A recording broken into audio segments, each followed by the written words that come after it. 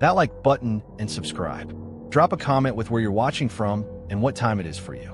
That's how YouTube keeps sending you stories like this. And now let's get into it.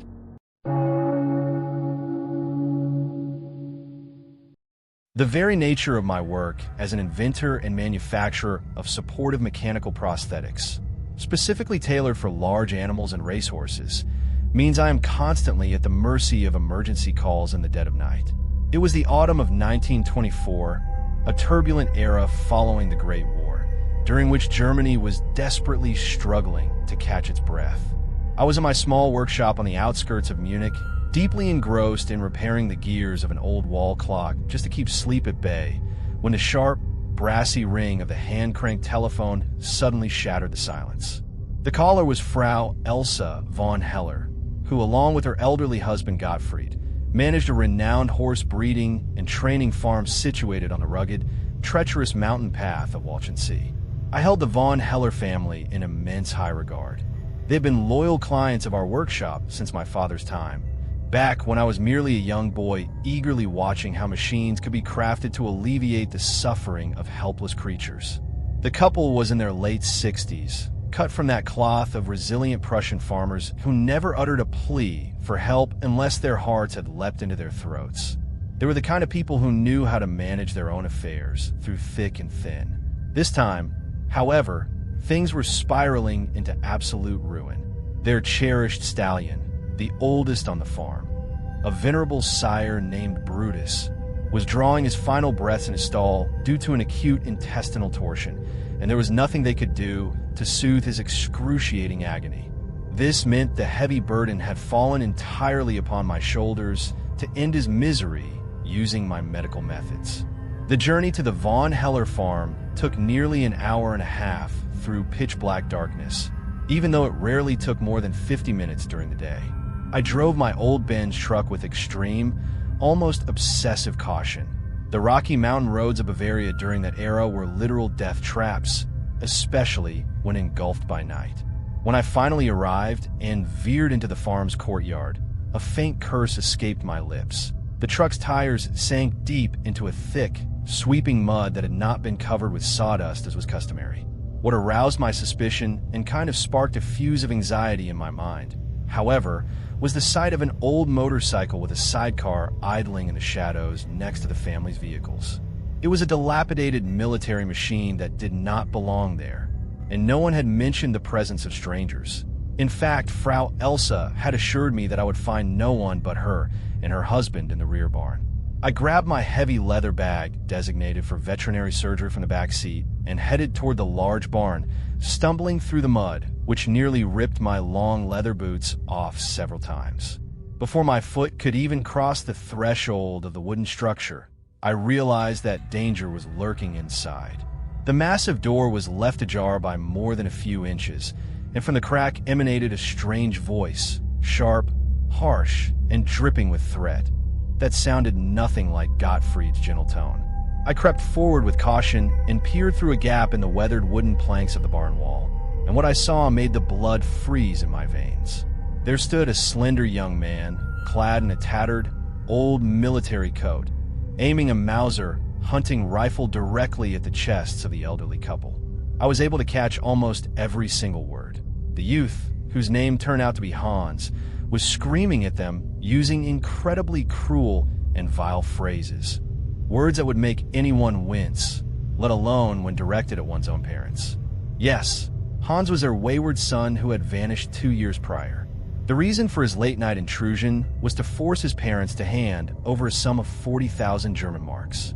Hans made no secret of the fact that this hefty amount was intended to fund his illicit trade in smuggling opium and narcotics, running the operation alongside a partner in the back alleys of Munich.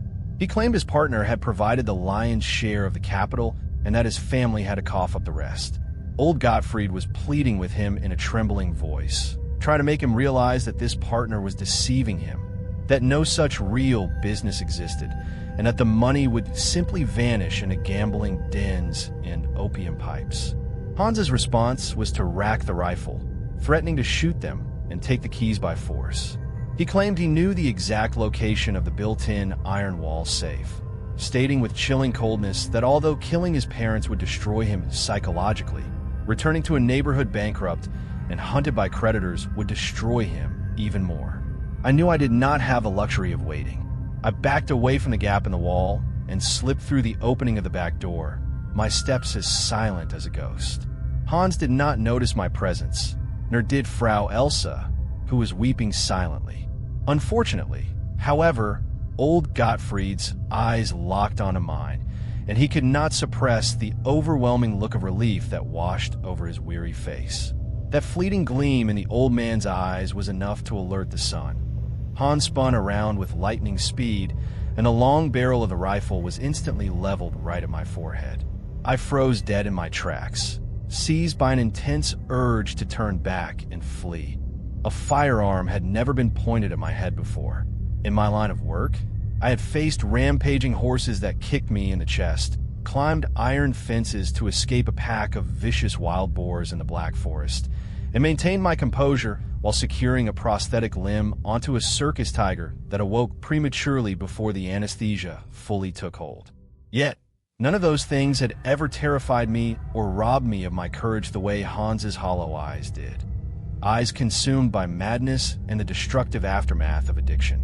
I nearly forgot the reason I was there until I noticed his eyes dart instinctively toward the nearby stall where Brutus lay on his side, whimpering weakly.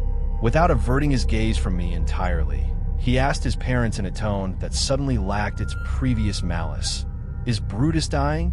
In that moment, I remembered, when Hans was a teenager, long before his downward spiral, Brutus had been his personal horse, the companion that had accompanied him across the hills of Bavaria.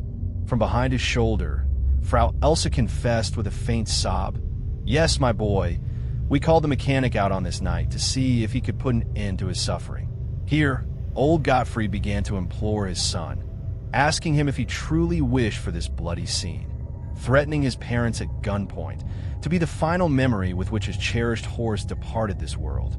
For a split second, I thought Hans had completely cast away his humanity, and that the opium obsession had erased every shred of goodness in his heart. But suddenly, tears began to stream down his pale cheeks, and he lowered the rifle slightly, asking me in a broken voice, "Can you save him?" I lied to him with absolute steadfastness and said, "Yes, I can." I told him that I needed to reach inside my leather bag to extract the necessary tools and gears to inject the horse and assist him. What many people do not know is that during that dangerous epoch of Germany's history, some prosthetic makers and veterinarians carried small pistols to protect themselves on isolated roads, or to end the lives of hopeless animals with a merciful round to the skull if an injection was unfeasible. That was not my plan for Brutus, but it was certainly my direct plan for the defiant son. I drew my Luger pistol with a swift motion, aimed it firmly at his chest, and commanded him in a stern tone that brooked no argument, "Drop the rifle, right now." At that moment, Hans appeared to be a completely broken man. He collapsed to his knees, weeping, and muttered that the rifle wasn't even loaded with any ammunition, that he never would have actually shot his parents, and that I could blow his brains out if I wished to end his torment, provided I kept my promise and did everything in my power to save Brutus.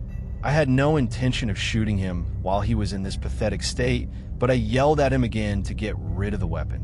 When he carelessly tossed the rifle onto the wooden floor of the barn, the unthinkable happened.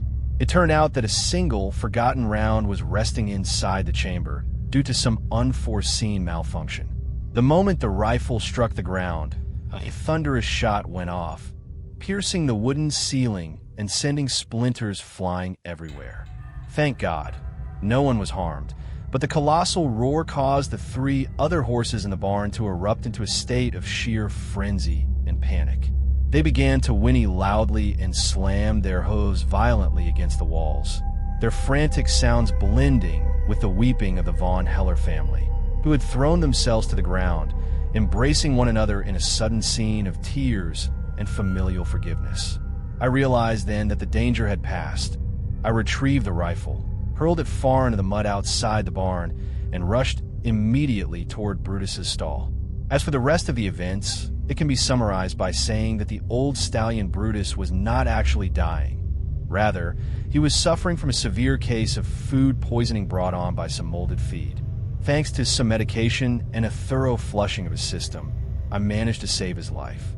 Before we could even contact the authorities, a local patrol arrived at the scene. It happened that the current deputy sheriff in the district was Hans's childhood friend and old neighbor. Thanks to everyone's desire not to destroy his future and what remained of his life, an agreement was reached not to press any official criminal charges, on the condition that Hans enter a closed rehabilitation facility deep in the northern forest to recover and rid himself of his addiction. Indeed, the young man demonstrated a commitment that astonished us all. 5 years after that fateful night, Hans became the primary manager responsible for running the farm and training the horses, granting his parents the opportunity to enjoy a peaceful and well-deserved retirement. I became the permanent mechanic and veterinarian for the ranch, spending a great deal of time there. I won't say we have become emotionally close, but we are building a strong, enduring friendship.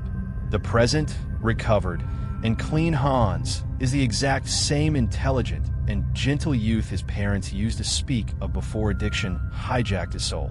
Even though it was the most terrifying night shift of my professional career, an attention-filled moment that nearly cost me my life, I cannot suppress an overwhelming sense of pride.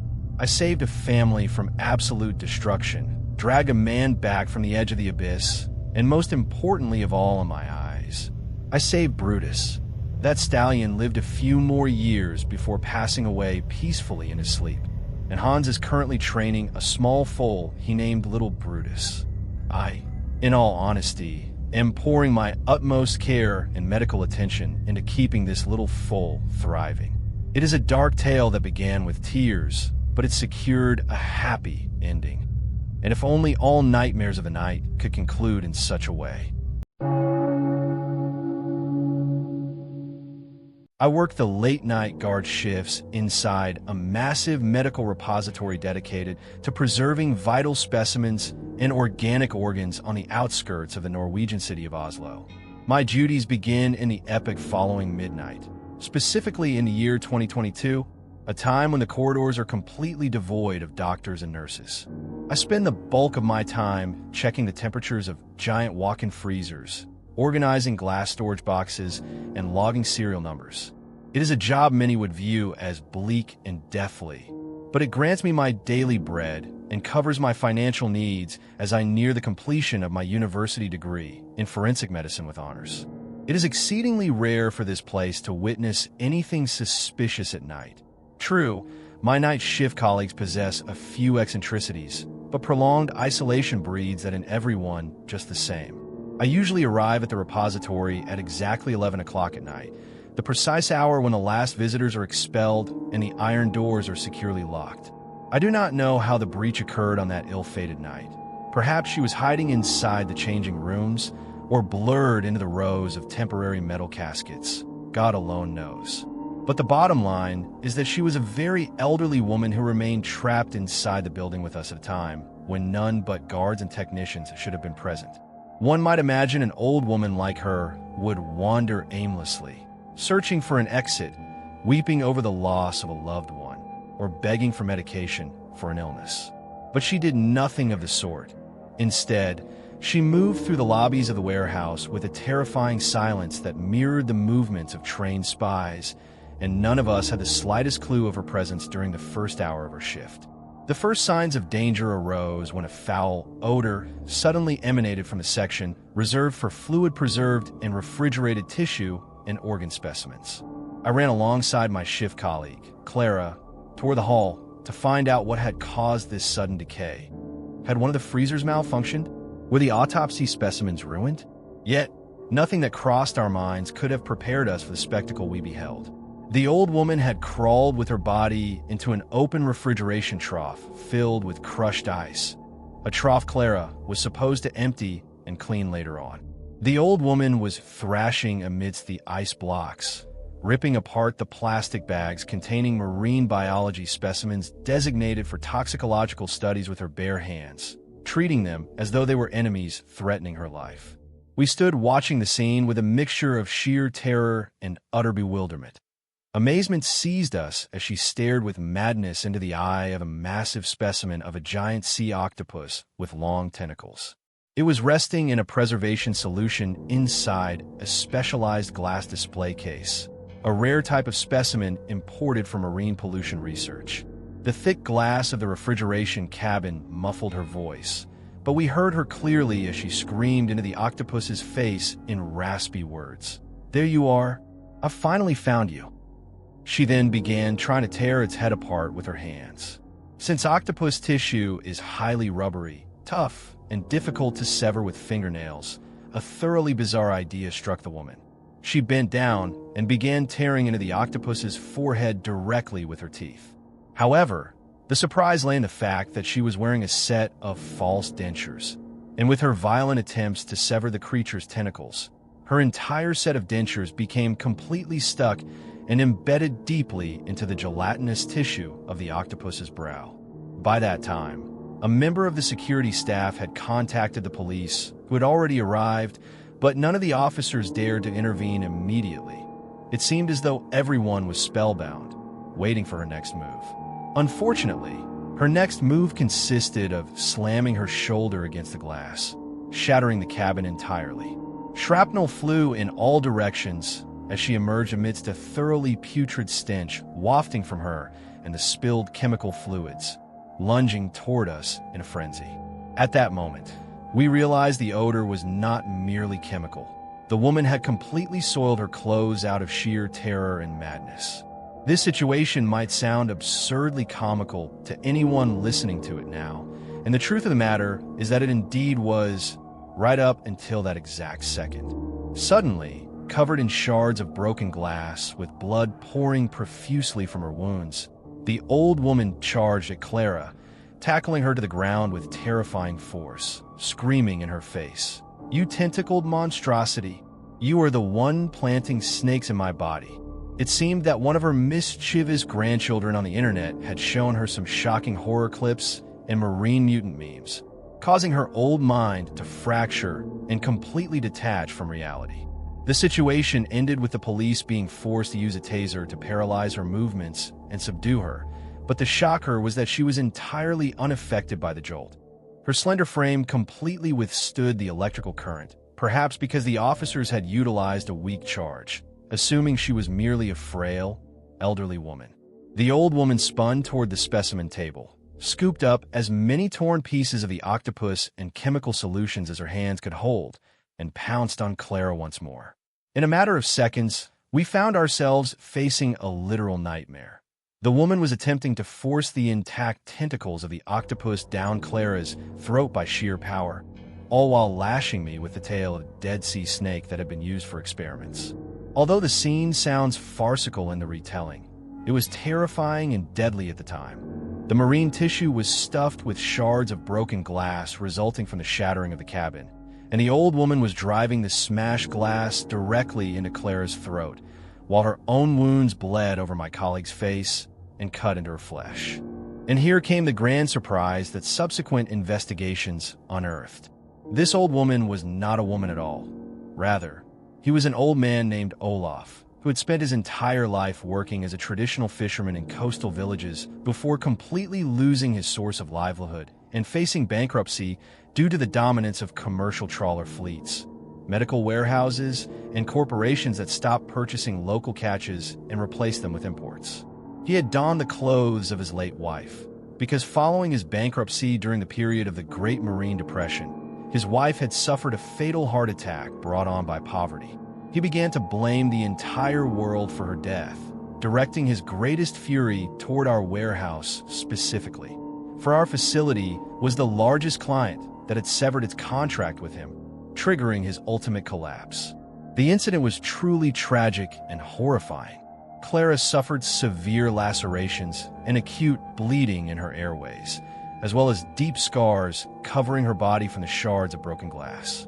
The repository's management succeeded in enforcing a strict media blackout, preventing any details of the incident from reaching the local newspapers to preserve the facility's reputation, and the psychotic old fisherman was transferred to a secure psychiatric asylum to spend the remainder of his days under guard.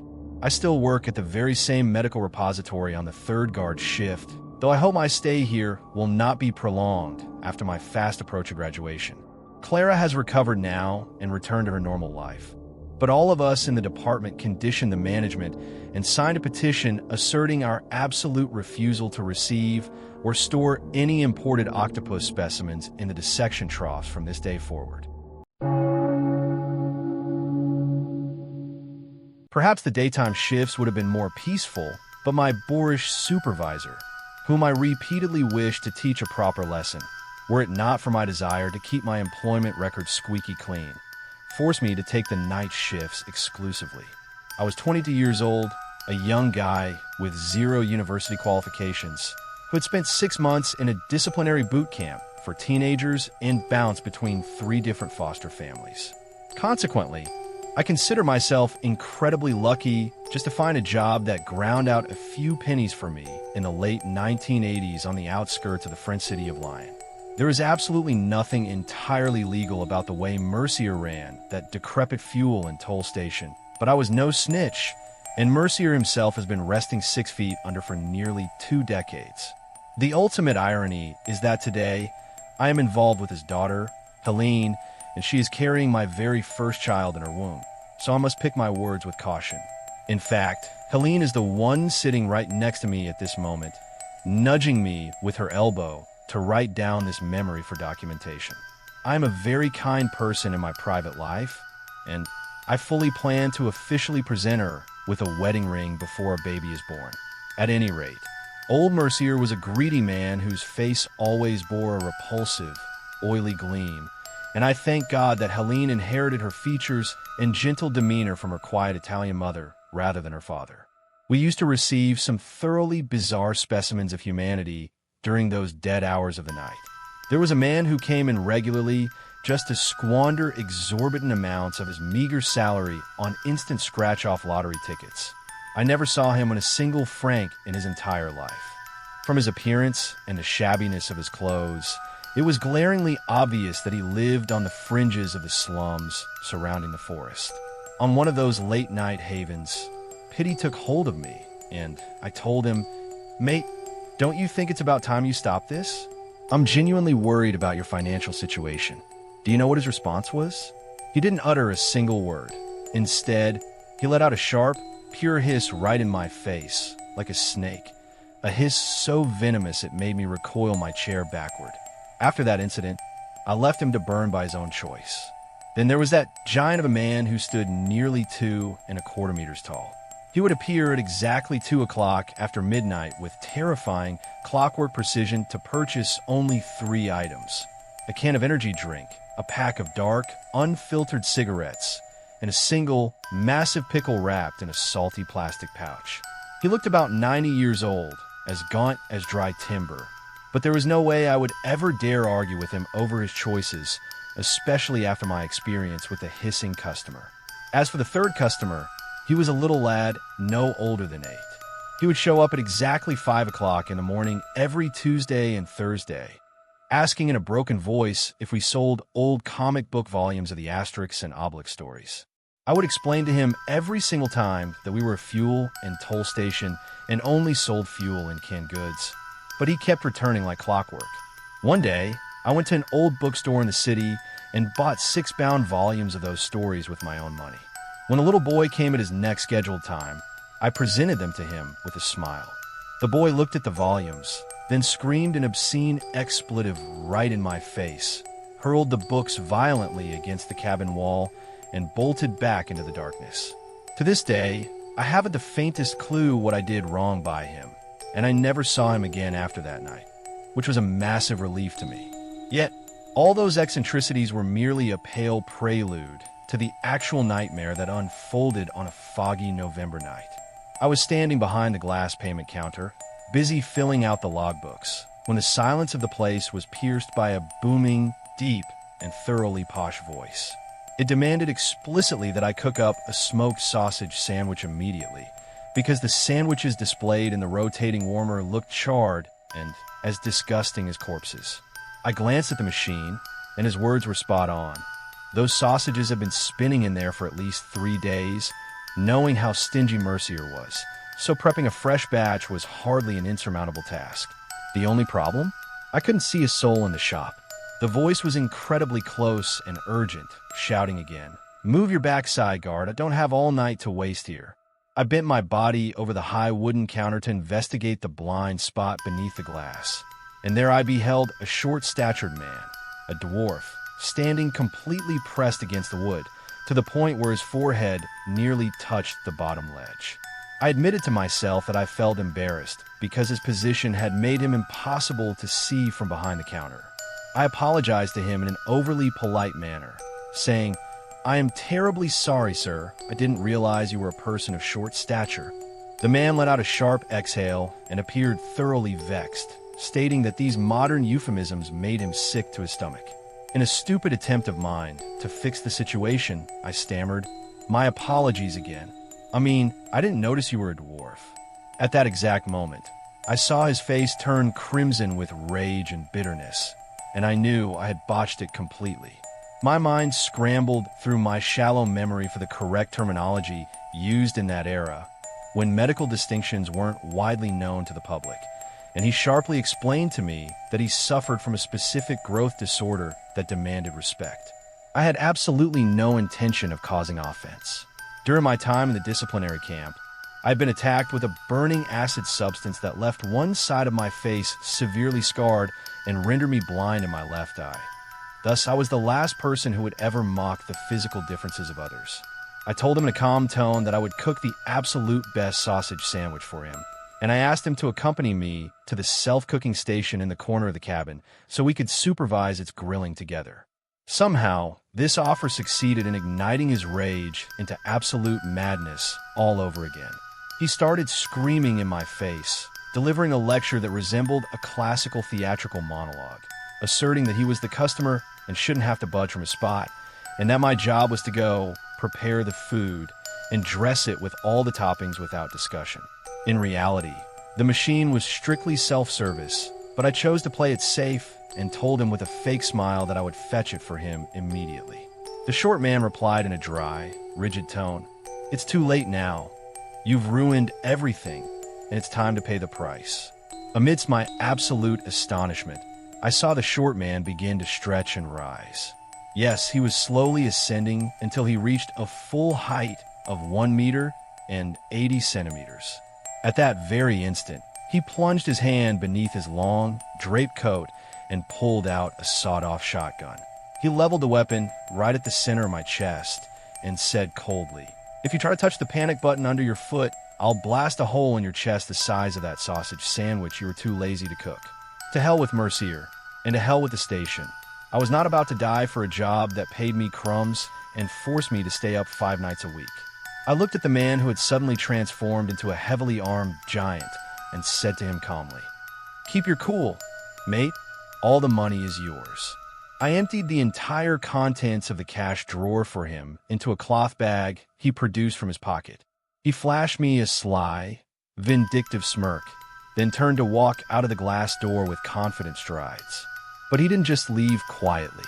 Right before taking his final step outside, he spun around and fired a blast from his shotgun directly at the rotating sausage machine, blowing it into flying metallic shards that filled the air with smoke and left my ears ringing with a sharp, continuous electrical buzz. I hit the emergency button and contacted the police the second he departed.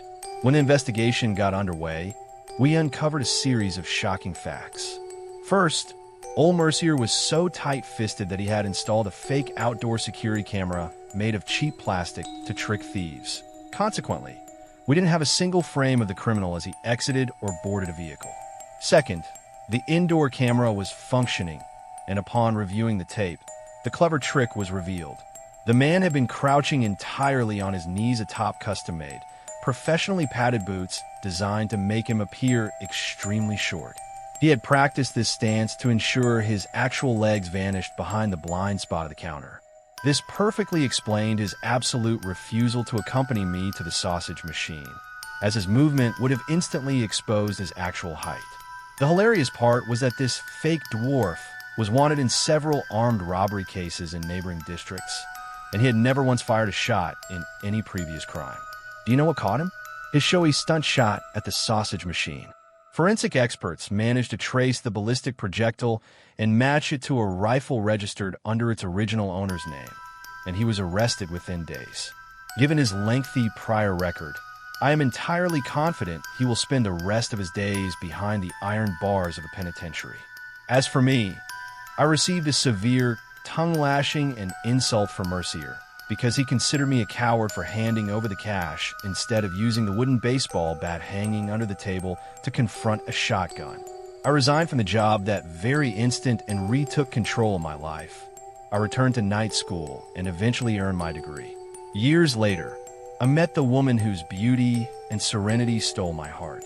I didn't know at the time that she was the daughter of Mercier himself, and that she detested his greed and temperament far more than I ever did.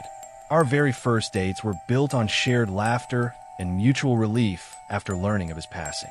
I might come across as harsh to some, but those people didn't know the nature of that man. He would have preferred me to catch a bullet to the chest rather than lose 200 francs from his cash box. To hell with Mercier, and to hell with the fake dwarf. I work now in a prestigious financial sector. My life has become wonderful and stable, and this is my story with a bunch of weirdos, one of whom nearly ended my existence in a passing moment of madness.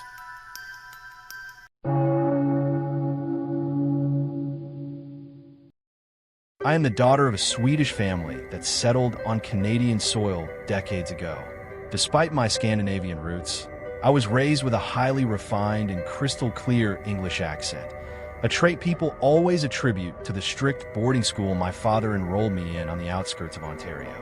In 1996, I decided to leave my upper secondary studies to take a gap period before starting university, so I accepted a position as a long-distance sleeper train attendant.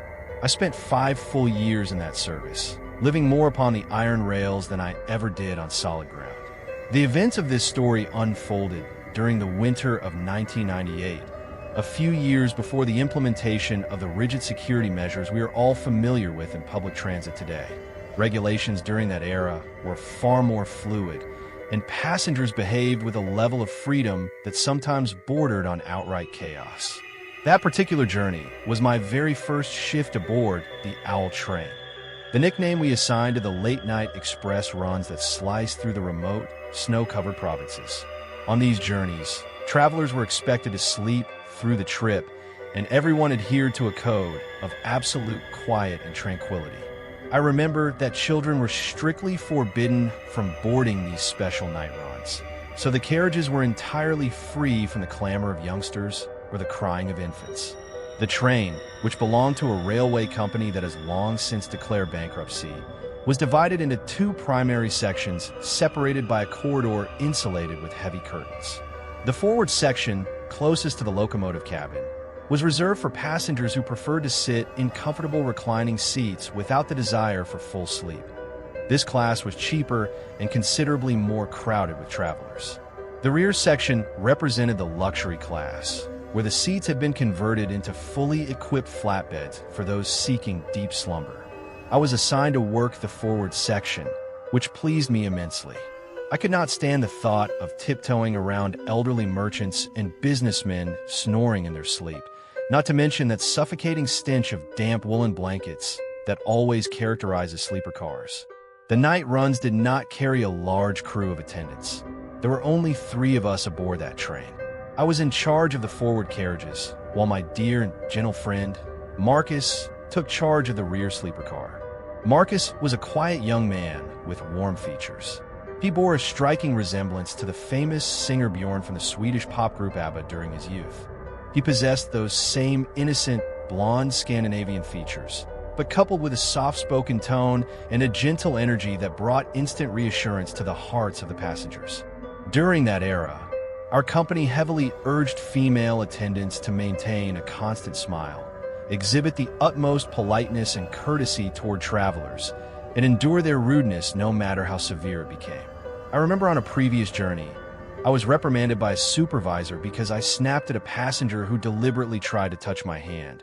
Management deemed that I had erred when I muttered the word idiot while walking away from him. Since I was working the forward section, most of the passengers consumed their light snacks at a late hour, and it was my duty to push the food collection car through the aisle to collect the empty trays and leftover food. I performed this task with sheer mechanical routine, placing the trays onto the rolling cart while delivering routine words of gratitude to the passengers. Whether they were elderly folks whose faces were lined with gray, or those whose identities were difficult to discern beneath the massive winter coats they wore. I reached the middle of the train with the waste cart and began dropping the plastic containers into the large bin. Right then, my fingers froze solid. Sprawled across a white paper napkin, a message was written in a tense, bold handwriting. I know what you did aboard this train. Beneath the words, a crude, insulting drawing of a woman wearing an attendant's uniform was sketched. There was no doubt that the drawing targeted me personally. Only 7 or 8 passengers had eaten dinner, so there weren't many possibilities to consider regarding the culprit. I do not know why fear took hold of me. I had done absolutely nothing wrong throughout my entire career, but the drawing was incredibly vulgar and insulting, and being so young at the time, a warm chill of intimidation washed over me. It did not take long for me to identify the author of the note. Despite the dim lighting of the night carriages, there was a passenger named Christian who stood out suspiciously. He was a young man roughly my own age, his dark hair slicked straight back with an excessive amount of gel, possessing a small, trimmed goatee that gave him the sinister appearance of someone stepping straight out of an old detective novel. He was casting sharp, contemptuous glances at me, looks that combined a desire to inflict harm with a sense of malicious vindication. Christian realized that I had noticed his surveillance, so he began utilizing his position to call upon me regularly. He would summon me audibly, saying, "Girl, bring me an extra bottle of water," or "Do you have any tissues? It seems yours got lost on me," culminating in him saying in a mocking tone, "Attendant, could you open this canister of salted nuts for me?" Soft nails like yours were made for these tasks. I fulfilled his requests while desperately trying to maintain my composure. 10 minutes later, he summoned me again to return the empty bottle, asking me insolently whether I preferred cold atmospheres or if I was simply accustomed to betrayal in warm places. I ignored his remarks entirely, turned around, and headed back to the service nook in the center of the train to fetch a bottle for another passenger. What I did not know was that Christian left his seat immediately and tracked my footsteps through the narrow, darkened corridor. The service nook was located near the restrooms, so my initial sensation that someone was walking behind me did not raise my suspicion, as I assumed it was a customer heading to the latrine. But suddenly, he lunged into the compartment, grabbed my shoulder with terrifying violence, pinned my entire body flat against the hot metallic wall of the train, and pressed a thick cloth towel firmly over my mouth to smother my breath and prevent me from screaming. He leaned his head down toward my ear and began whispering in a tone dripping with malice and brutality about how I was a loose woman without honor. He unleashed words of absolute filth and degradation. Phrases that today, now that I am a grandmother in my 50s, I would be fully prepared to shatter the jaw of any man who dared utter them. But at that time, I was merely an inexperienced, vulnerable girl. Terror paralyzed me. I became entirely unable to move, and tears began to stream profusely down my cheeks. Christian continued his threat cruelly, tightening his grip over my mouth, claiming that I was the one who had brought this upon myself. He barked in a harsh whisper, "How dare you destroy 7 years of love? How could you sell out my sacrifices in a single night with a stranger aboard this run?" In that shocking instant, my mind grasped the horrifying truth. This man was suffering from a total state of psychosis and mental delusion. He erroneously believed that I was an entirely different woman, specifically his ex-wife or former lover, who had also worked as a train attendant and had apparently betrayed him during one of her journeys. I did not know then that his brain was completely numbed by a lethal cocktail of alcohol, chemical substances, and hallucinogenic pills, which perfectly explained his temporary state of madness. Things began to escalate toward the absolute worst when he attempted to drag me by force inside the cramped restroom, shoving the cloth towel deep into my throat to the point where it completely strangled my voice. None of the passengers in the forward section noticed a thing due to their high-backed seats and the presence of the dividing curtains. I was entirely alone with this madman, and nothing separated us from the sleeper car except a thick fabric drape. All I could manage to do in those critical moments was to strike the metallic wall of the train with my free hand, attempting to send out a desperate distress signal. I managed to land only 2 rapid strikes before he seized my other hand and twisted it violently behind my back, threatening to break my bones if I made another sound. It appeared that my dear friend Marcus caught the sound of those unusual metallic thuds from behind the curtain. Suddenly, I saw his stature emerge from the split of the drape. The gentle, mild-mannered Marcus did not hesitate for a single second when he beheld the situation. He charged like a tiger toward Christian, grabbing him with all his might and ripping him backward, tearing him away from me. My friend was not merely a train attendant. It turned out he held a brown belt in the self-defense martial art of Krav Maga. Marcus delivered a powerful headbutt straight into Christian's face, and I heard the sound of the attacker's nasal bones shattering echo through the corridor like a gunshot. Marcus let out a warning roar that shook the very foundations of the carriage, and within a matter of seconds, he slammed the assailant to the floor, pinning him completely. He then secured him tightly using the heavy-duty plastic zip ties designated for luggage. He even broke a few bones in Christian's foot when the latter attempted to kick me while being restrained.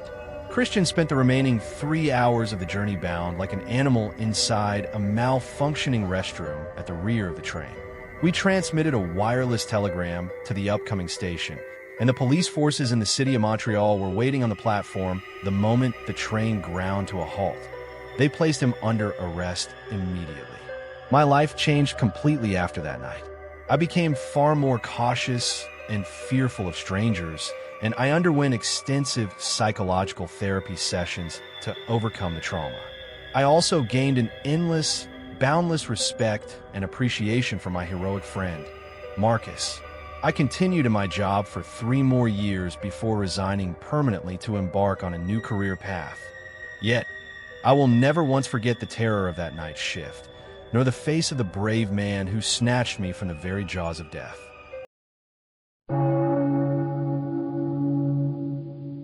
As someone who has spent the years of her life watching breaths rise and fall in the darkness of the night, I realize completely that the world of those of us who keep vigil on the edge of death is entirely different from the world of others. You might be a linguistic expert or a novelist dismantling letters and words before your screens, while we dismantle the beats of frail hearts. I am not a constant follower of everything published, but your recorded clips, broadcasted by autoplay algorithms in the darkness of my room, were my favorite companion in banishing insomnia and bringing sleep after exhausting, nerve-wracking shifts.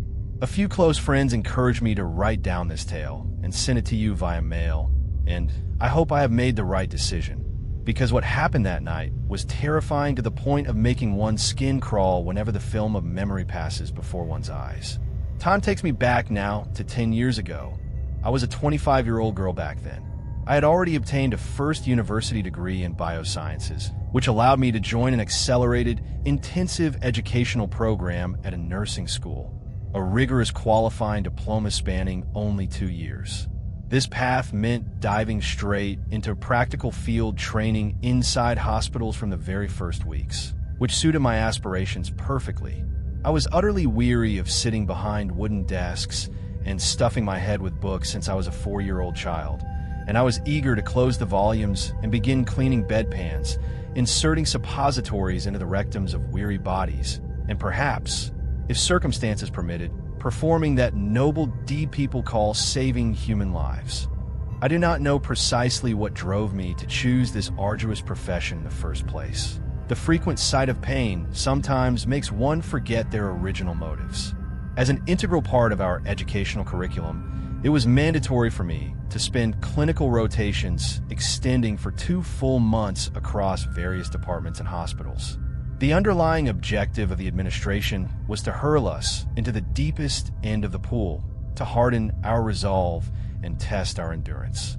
Before the final stop, I had spent a bitter period on the pediatric surgery floor, then moved to the dark oncology ward, and was subsequently assigned to the severe burn unit at St. Jude's Hospital on the outskirts of Melbourne, Australia. That final unit was a theater of literal, physical hell.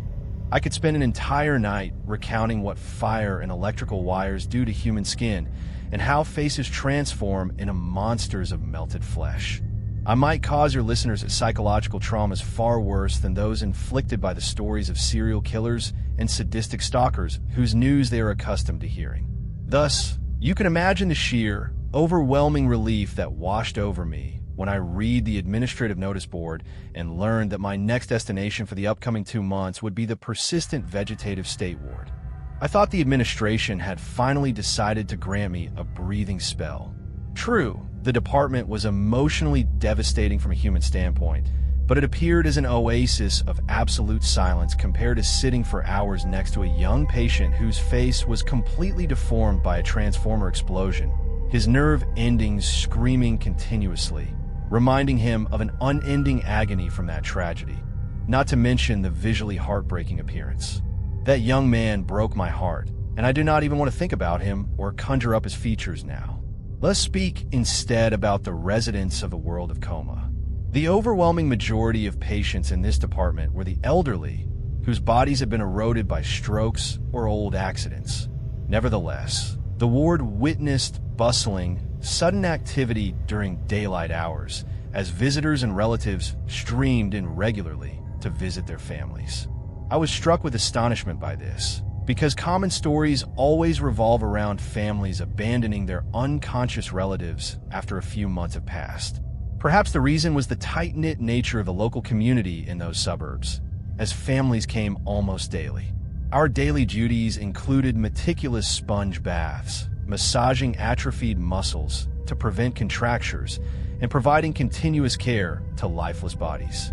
It was a highly quiet job from a kinetic standpoint, yet it was exceptionally heavy and crucial all at once. After a single week of adapting to that quiet atmosphere, the supervisor came to me and asked if I could cover the late-night guard shift for 3 consecutive nights due to a staff shortage. I agreed immediately and without hesitation. It is well known among nurses that the night in the coma ward represents the ultimate comfort zone due to its absolute stillness, and I was in desperate need of some quiet time to catch up on my studying and review the difficult medical curricula before the final exams. There were only 3 of us on duty during that shift, which spanned 3 days. I recalled later that a 4th nurse was supposed to be on the schedule, but he called the administration before sunset claiming illness, and we never saw him. The shift consisted of Olivia, the highly experienced charge nurse, and Sophia, a novice nurse who had passed her board exams just a few months prior. This has no bearing on the context, of course, but Sophia was one of the most beautiful girls my eyes had ever beheld in my life. She possessed angelic features to the point that I wondered in my mind if her choice to work in this isolated department specifically was an underlying desire to avoid the inevitable leers and harassment that would undoubtedly chase her if she worked in emergency rooms or general surgery departments crowded with doctors and visitors. Perhaps I was overanalyzing and overthinking, or perhaps it was merely a hidden envy brewing in my heart. I was not of that mold of women who could win beauty pageants or wear high-fashion gowns in magazines. Nevertheless, I am pleased to say that 10 years of running and hard work in this profession stripped nearly 50 kilograms of excess weight off me, a matter that made me very happy, even if I'm still unable to change the full, rigid features of my rustic face, but that is fine either way. I soon discovered that the night shift in the coma ward was not that relaxed, ideal zone for studying that I'd sketched in my imagination. The physical effort was not harder than I expected. The matter was limited to the usual routine tasks such as emptying urinary catheter bags, changing colostoma bags, checking patients' vital signs, charting notes on graphs, and ensuring that none of the patients had secretly passed away while the monitors continued to emit their regular electronic rhythm. Beep, beep. The real problem lay in that terrifying human silence that enveloped the place. These unconscious patients do not emit gurgles or snores during their sleep. Rather, you cannot even hear the sound of their human breath due to the dominance of the humming medical machinery and oxygen concentrators. A fair number of them were completely incapable of drawing air without mechanical assistance, and it seemed their families did not yet possess the courage to make that cruel fateful decision to disconnect the life support and let them pass. I prayed to God never to place me in a position where I would have to make such a soul-rending choice. That was my first night on the shift, and approximately 3 hours had passed since the start of the nocturnal venture.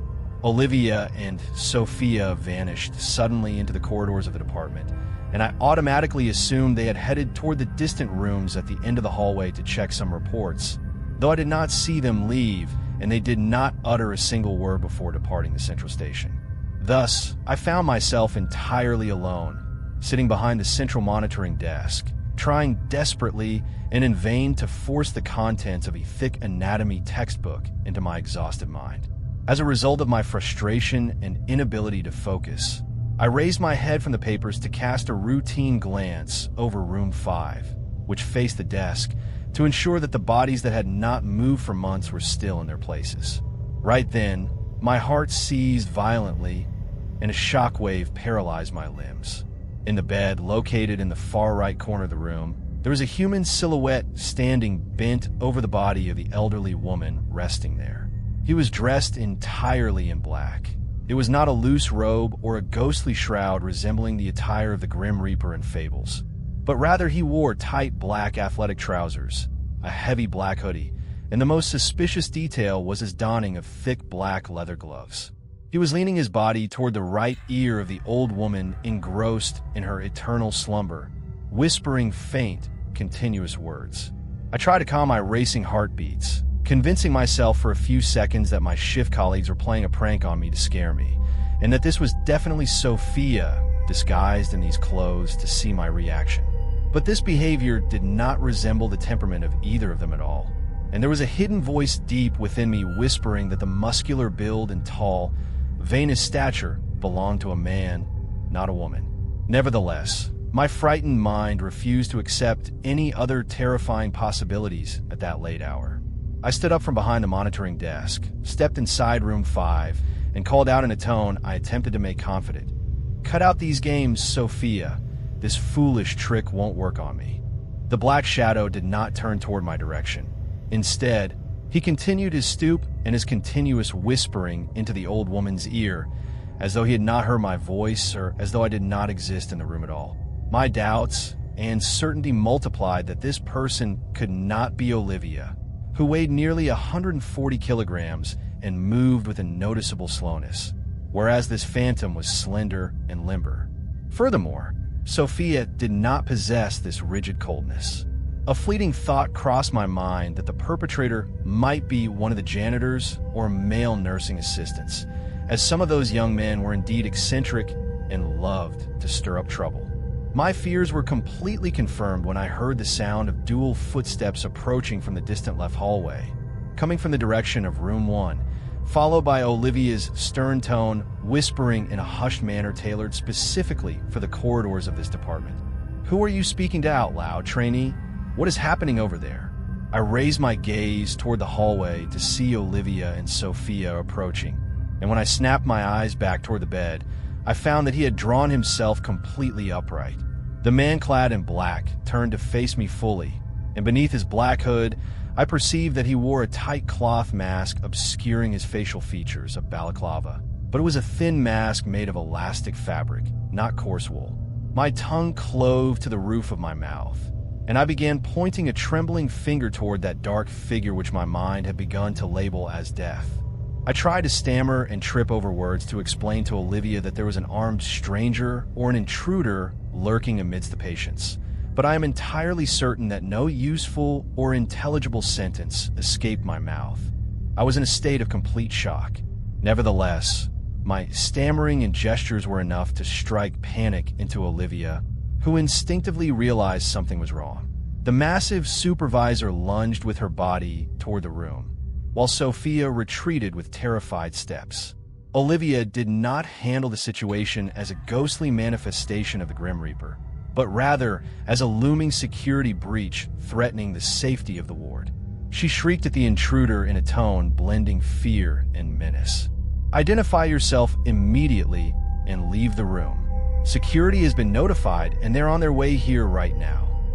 This claim was not true, of course, but it was a clever attempt on her part to frighten him. and he had no means to verify it. Olivia stepped forward with remarkable courage, utilizing her large physical mass to form a barrier between the intruder and the beds, pushing him firmly toward the wide outer corridor away from the open room. At that moment, the man lost his composure and erupted into a scream, his deep, cracked voice echoing through the silent hallways. "You won't stop me from talking to my grandmother. You wicked people are denying me the chance to bid her a final farewell. The angels whispering in my head will melt your rotten flesh. You defiled demon." He was directing these hallucination-ridden words and threats directly at Olivia's face. I stood frozen in my tracks, as if paralyzed, feeling complete helplessness and utter stupidity from my inability to move or assist. Meanwhile, Sophia had ducked beneath the monitoring desk, clutching the emergency phone to cry out for real security assistance. God bless her courage and quick thinking. As for Olivia, the intruder's words provoked her fierce anger and resentment. I will never forget the tone of her voice in my entire life when she snarled back at him. "You can call me fat, and you can call me a demon, but don't you dare call me defiled." In the middle of the hallway, and before the physical confrontation could escalate into catastrophic proportions, the metallic doors of the elevator suddenly slid open. Out stepped 4 burly security guards, accompanied by the neurologist on duty that night. They were not responding to Sophia's call, which hadn't passed a few seconds prior. Rather, it turned out they were already searching for him in the lower floors. The doctor rushed forward, explaining to us in brief words while attempting to calm the situation that this young man was a patient admitted to the emergency department hours earlier following a car accident. His head injury had been initially diagnosed as a mild concussion that posed no major danger. But it seemed the shock and concussion had triggered a sudden acute psychosis. He had evaded the medical staff and slipped through the darkened service stairwells until he reached the coma ward on the upper floor. We learned later from his family records that his actual grandmother had rested and passed away in this very same department after entering a deep coma when this young man was merely a little 8-year-old child. It appeared that the recent brain concussion had resurrected that old memory and forgotten psychological trauma in his mind. The image of the past blended with the present in his consciousness, and he believed the old woman resting in bed number 5 was his late grandmother. Olivia began to breathe a sigh of relief, her sharpness receding. She assisted the security guards and the doctor in leading the suddenly compliant young man toward the open elevator. At the elevator door, the youth stopped walking and turned very slowly toward my position. He extended his trembling hand, encased in black leather, pulled back his hood, and then peeled that tight cloth mask off his face. I do not know if the act of removing the mask and restricting his oxygen is what triggered the biological catastrophe inside his body, or if his hour had simply come. The young man locked his eyes directly into mine. It was a rigid, unblinking visual connection, completely devoid of expression and terrifying to the point of rendering me unable to blink.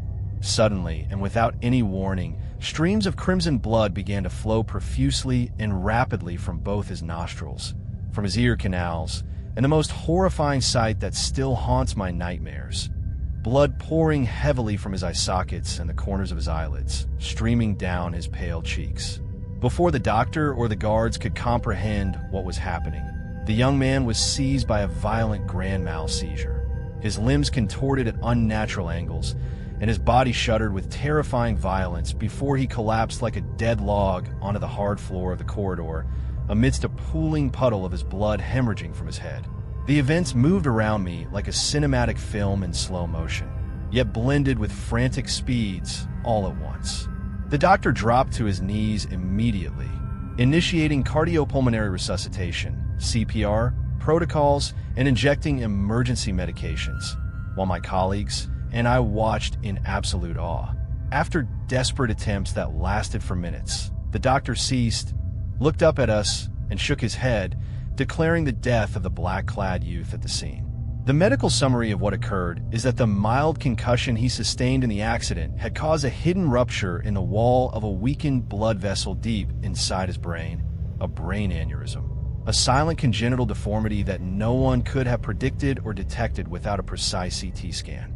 Under the influence of the fit of rage, psychological stress, and hallucination, his blood pressure spiked suddenly and catastrophically, leading to the rupture of the blood vessel, acute internal bleeding, and fatal pressure on the brainstem, which triggered the seizure and external hemorrhaging from the cranial orifices, causing instant death. I wish the story carried some miracle, and that the old woman he had leaned over to whisper to had awakened by his final words. But reality is clinical and uncompromising. The woman remained in her deep coma for 2 more years without any change, before passing away quietly due to natural organ failure. This first, horrific experience in my professional career could have planted fear in my heart and driven me to abandon nursing permanently. Instead, on the contrary, it rearranged my priorities and my philosophy toward life. That night reminded me that we as humans are incredibly fragile creatures, and that those who appear terrifying or wicked at first glance may, in reality, be broken individuals suffering from agonies we cannot see. Death is an inevitable conclusion and an absolute silence awaiting everyone. Since that night, I felt that my true mission in this world is not merely saving bodies, but working to make that dark crossing toward the other side more peaceful, serene, and dignified for every human being drawing their final breaths under my care.